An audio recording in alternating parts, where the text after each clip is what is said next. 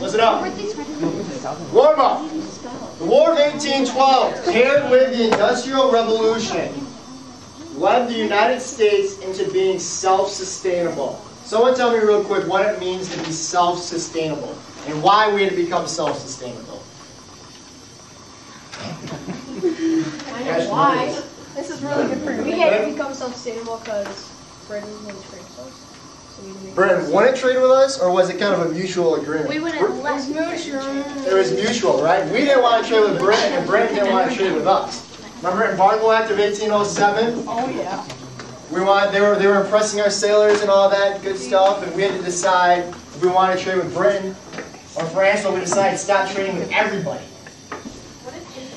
To her. Well, we'll get to that.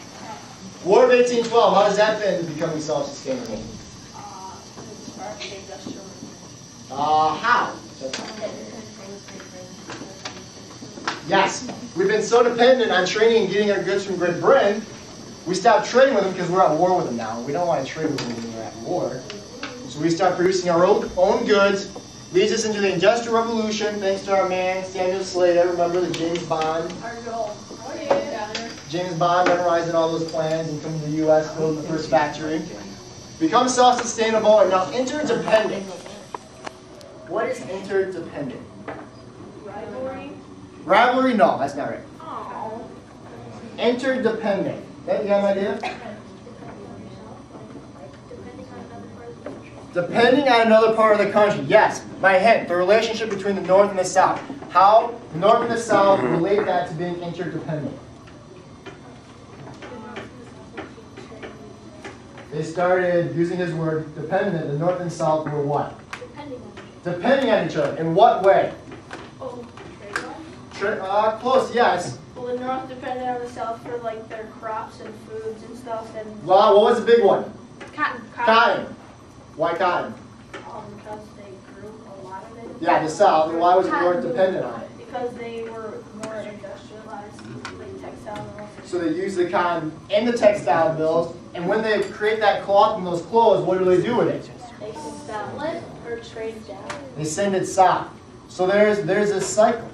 The South grows this cotton, harvests it, sends it north, turns it into thread, and then into cloth, and then into clothes, and then they send it south. Now remember, we're talking tariff of 1816. What did that have to do with? Remember, it was on the timeline. It taxed English clothes. Why?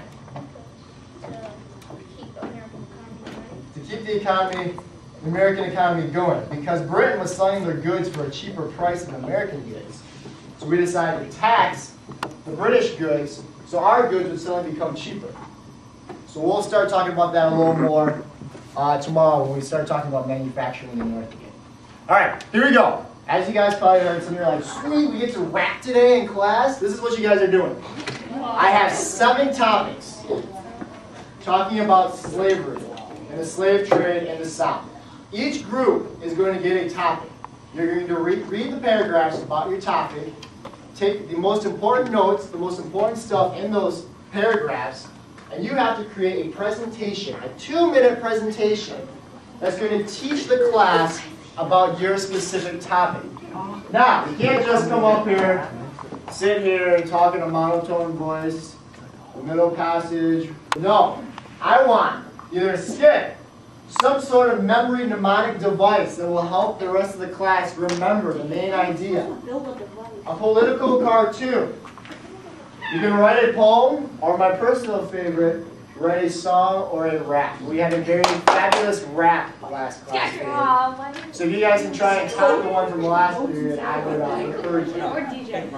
And you must perform. If it's a song, you must sing it. Shh, listen up. So you have 25 minutes to do this, 25 minutes.